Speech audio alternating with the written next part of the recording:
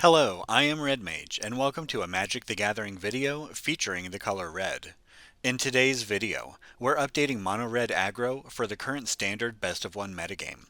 Over the past couple of weeks, I've noticed a marked increase in decks playing Wedding Announcement, Virtue of Loyalty, and or Knight Errant of Eos. Specifically, blue-white soldiers and white-based token decks, including a lot of Esper mid-range decks, moving more towards tokens and away from legends.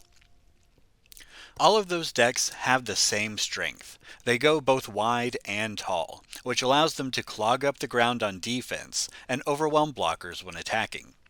But they also have the same weakness, big flyers. So for this build of Mono Red, we are focusing on maxing out Goddric. Now, you could argue that if big flyers are the answer to the new metagame, then Invasion of Tarkir and Shivan Devastator are the way to go.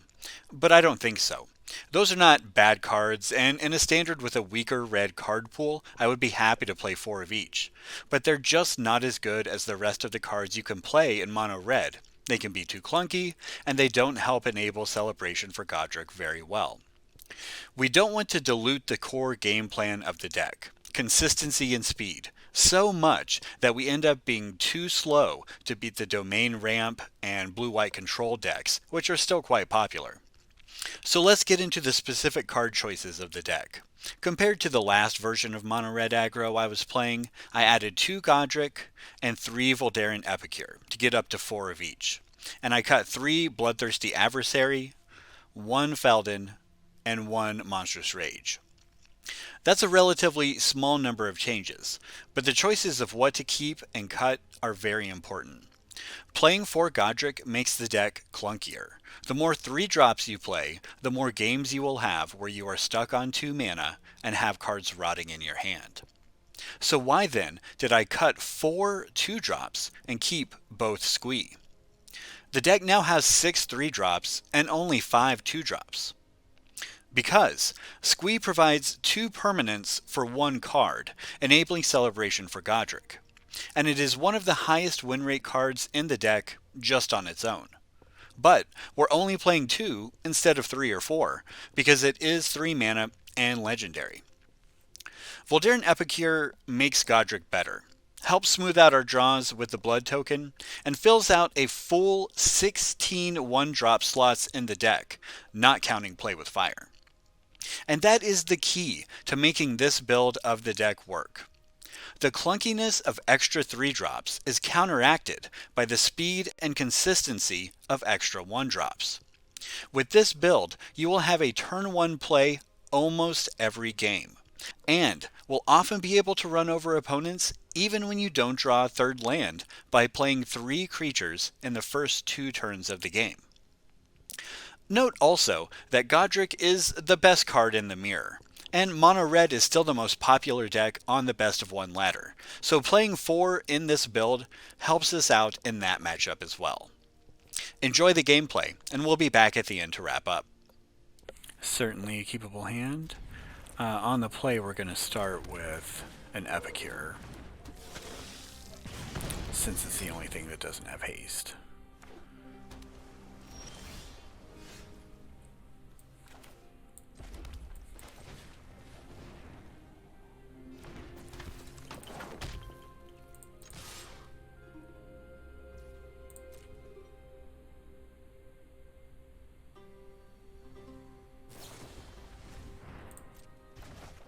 That's totally fine. Then we'll play the other Epicure here, and next turn we can Scoundrel plus Swiftspear. That'll be a pretty difficult start for Mono Blue to deal with. I think Scoundrel's more valuable, so I'm playing Swiftspear first without playing a land, so in case they have Make Disappear, they use it on that. So in this case, because there's a good chance they have a Fading Hope, I think I want to discard and draw.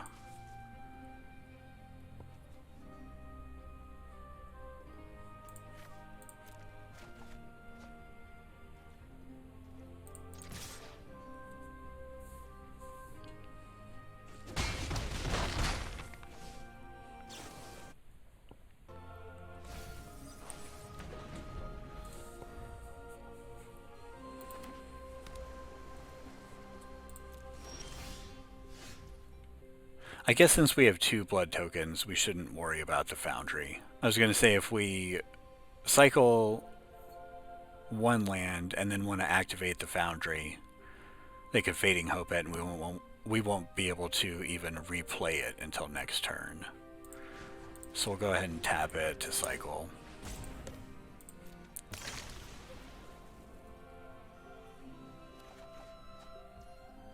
Another Scoundrel is good.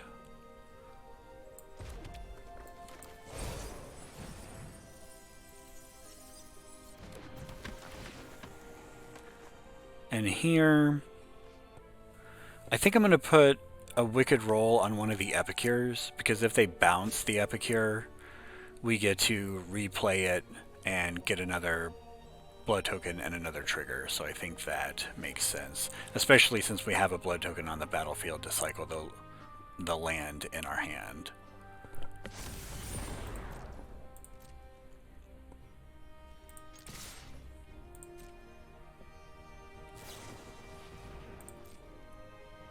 They probably should have done that while the Scoundrel was on the stack in case they wanted to counter it.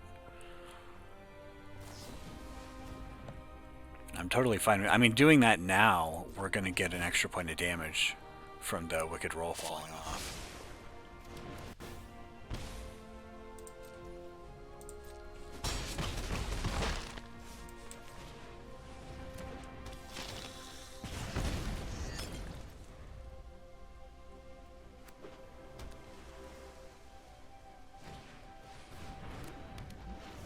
Two tears? That's fine. Okay, well, now we can even just kill one. It's Ward 2, so we cannot attack with the Foundry. In that case, let's cycle first, because we're going to be able to pay only 1 mana for that, plus 2 for the ward.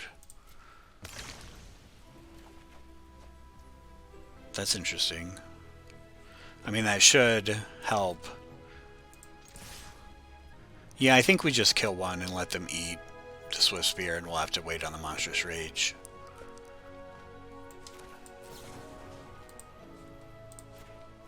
I think it's too much of a cost to let them kill 2 creatures if we want to cast the Monstrous Rage this turn.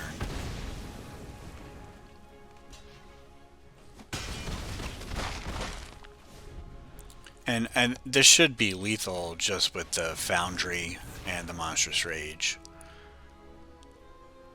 Even just the Foundry, most likely. Yep.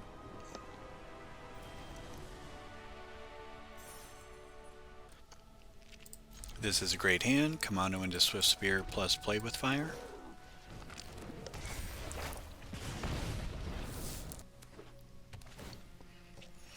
Blue-white control. Okay.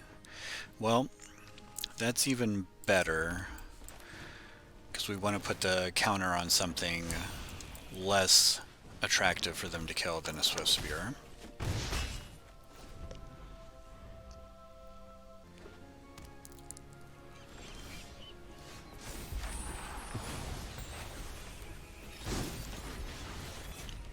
So the question is, are we going to just unload burn spells to get prowess triggers? If they kill the Swiftspear, that's not like the biggest cost. Alright, well, let's play with fire then. Doing that only because we want the scries. Okay. We could Witchstalker Frenzy that. That's interesting. Put it in the graveyard, that way we can maybe get it out later. There's a really good chance there are no creatures in this opponent's deck. But there's a good chance they have Wandering Emperor, and at the moment, you know, it doesn't look like we're going to have 3 attacking creatures anytime soon. Alright. We'll let that happen.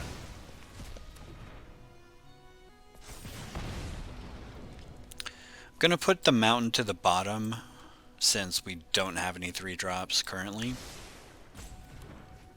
And do we fire off another one? It looks like they don't have anything else.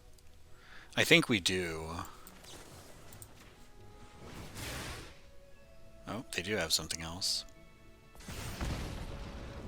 Another mountain to the bottom.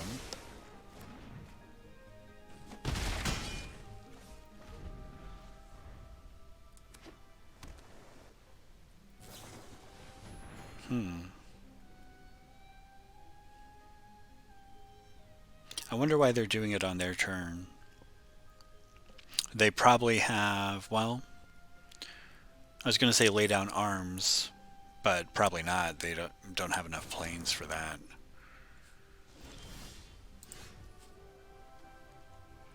Okay. We're just going to Scoundrel, put a Wicked Roll on itself, and keep smashing.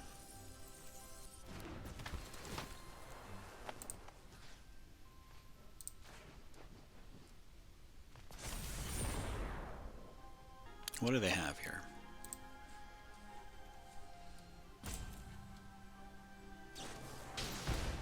Oh. Well, they definitely should have done that before the Wicked Roll trigger. It's an extra point of damage for us, which could be a big deal. That means either creature on its own is lethal next turn.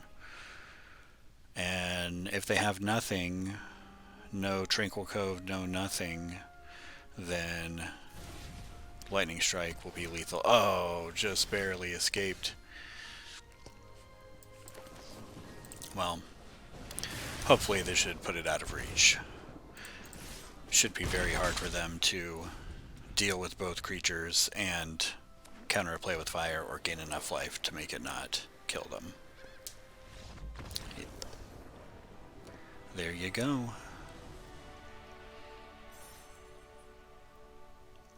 If people are going to start playing more control decks to counteract the greedy value decks, Mono Red is definitely the place to be.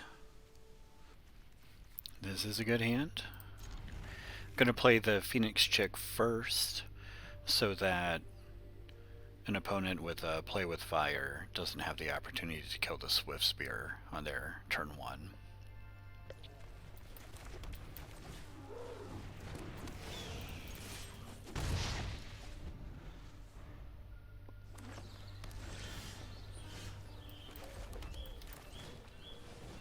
Jetmir's Garden most likely means that they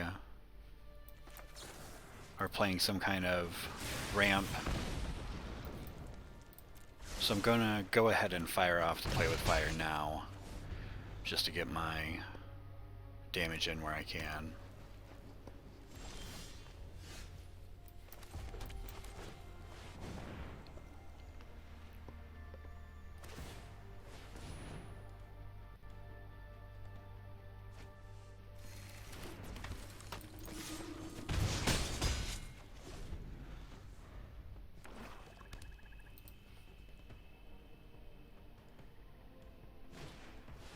Oh.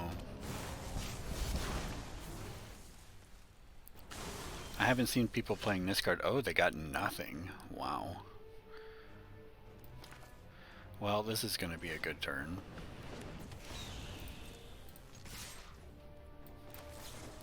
We can kill this thing and play with fire their face. Mound to the bottom.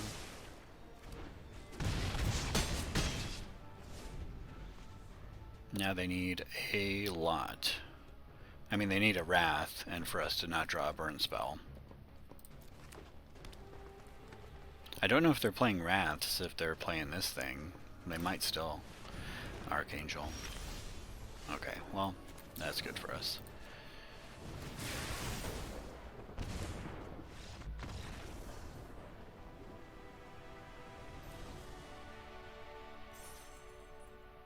Very good hand. Depending on what opponent does on turn 1, we can either Swiftspear plus play with fire or Scoundrel.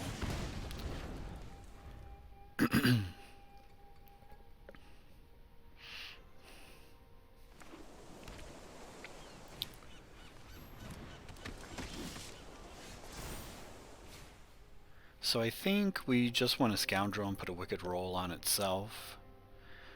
And then next turn we can Swiftspear plus Play with Fire even through Athalia.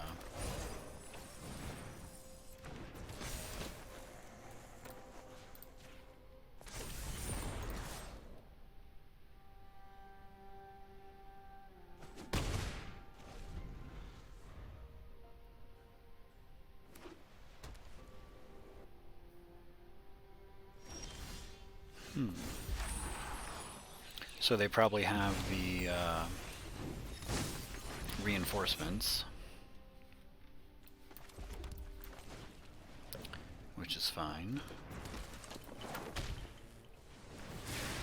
I don't mind trading the Kumano for the recruitment officer, so I'm just going to attack. Make disappear. That makes sense.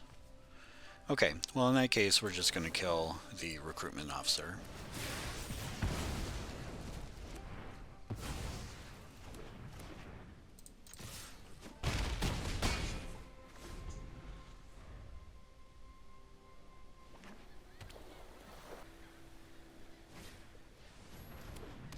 That's totally fine.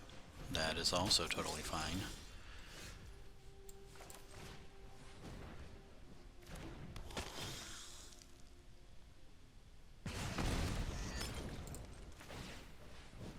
They either have a 1-mana instant or want us to think they do.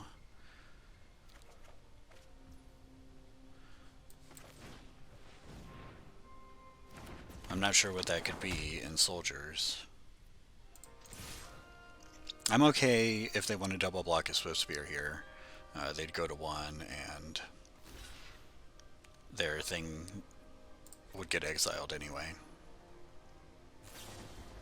Ah, Fading Hope. Well, that's not so bad. The Wicked Roll falls off, and we get more value when we replay the Scoundrel next turn. Seems okay. Scryed at the top, though. That's a little scary.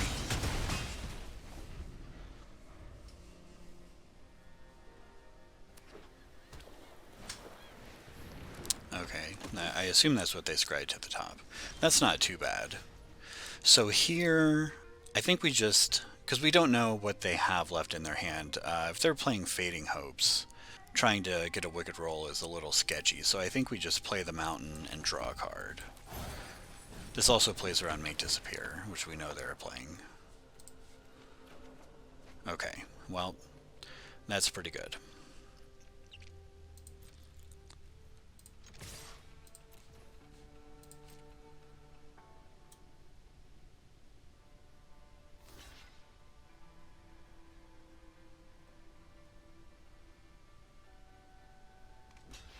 So this kind of tells us that they have something, right?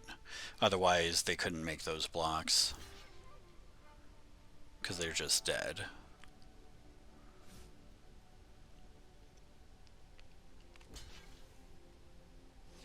So we wait for them to act, and then we'll just Lightning Strike in response.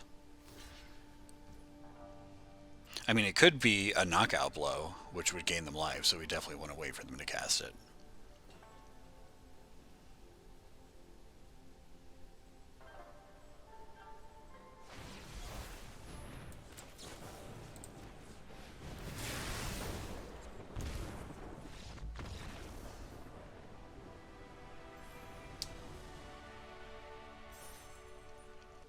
So if you're ever in this situation where you've got a Kumano and a Swiftspear and you're deciding which one to kill, your opponent has one card in hand, kill the Kumano.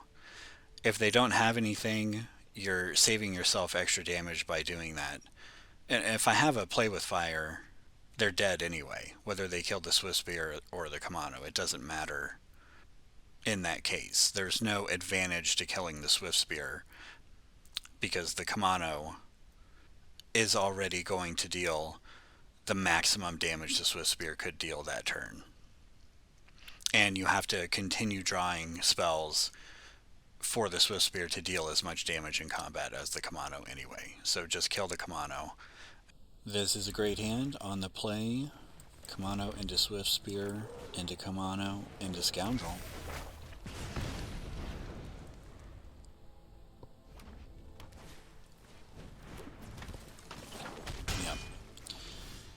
in the mirror here, we're going to be so far ahead, it's going to be basically impossible for our opponent to keep up. Next turn, we can Scoundrel plus Witchstalker Frenzy if they haven't killed any of our creatures.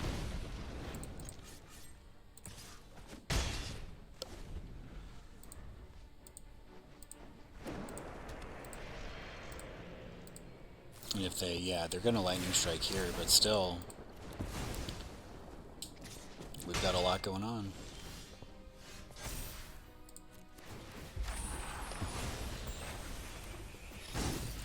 So, we don't worry about trying to kill the Swiftspear now. It's going to put us back too much to do that. So, I think we just make a big Scoundrel, put the Wicked Roll on it, and then we'll play a 1/1 Epicure. Doing it this way because we want to just get as much damage in as quickly as possible.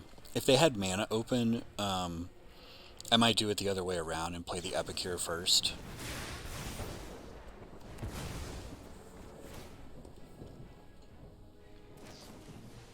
Well, they're killing a lot of our stuff, but we will be able to kill their Swiftspear next turn, and we're definitely ahead. Okay, well, we're not going to kill their Swiftspear.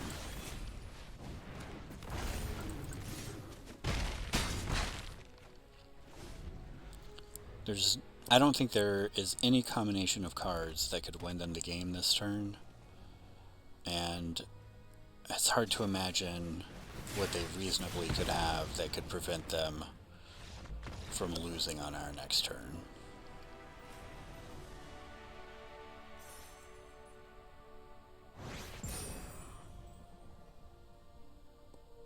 This is a very good hand.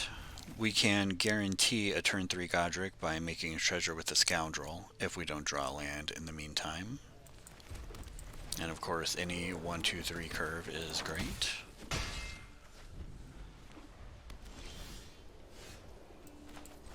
So we are going to go ahead and make the treasure here.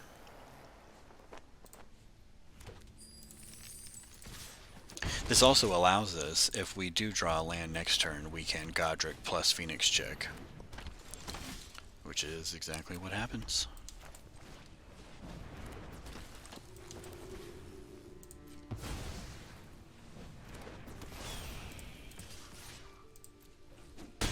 Next turn we can Lightning Strike the Thalia if we want to get an attack through with the Swiftspear and the Scoundrel. Luckily we can just eat this 1/1.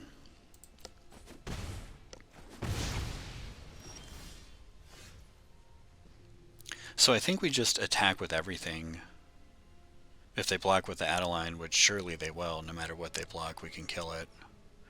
And the Scoundrel is the only thing that they'll actually be able to kill by blocking. Seems like a pretty good situation. If they don't block, which they might not, we just Lightning Strike their face. That would give us 6, 8, 9, 10 damage. Yeah, I think that's probably what we'll do.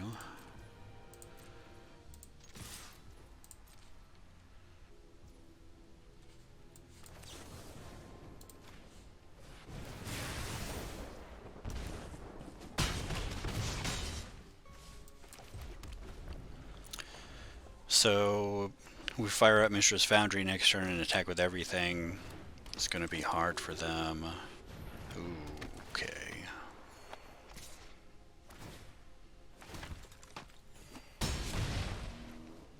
That's rough. Okay. Okay, we actually have the win here. We just have to Legend Rule ourselves, which is not a problem.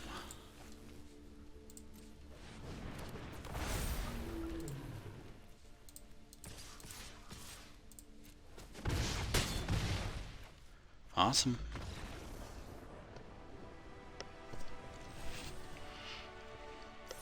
And we are back to wrap up. You really got to see the card choices in this deck bear fruit in those games. Voldaren Epicure smoothing out our draw and enabling Celebration for Goddric. The 16 1-drops allowed us to always have a turn 1 play. and Goddric pushing us over the top in games that otherwise would be out of reach. You also saw that being on the play really helps. I just happened to be on the play a bunch of games in a row, and it really showed what the deck can do when you consistently can be in a position to run over your opponents when you're on the play and they have a relatively slow start. All of the extra 1-drops increase your win percentage when you're on the play. Now, of course, you're usually going to win most of the games when you're on the play and lose most of the games when you're on the draw with any deck. That's just how Magic works. But with Mono Red, you get to take advantage of your opponent's slow starts and their mistakes much more than you get to with other decks. And especially with a build that is both really fast in the early game and more powerful in the late game thanks to Goddric. I hope you enjoy speeding past or flying over the decks that are dominating the ladder right now, and I'll see you in the next one.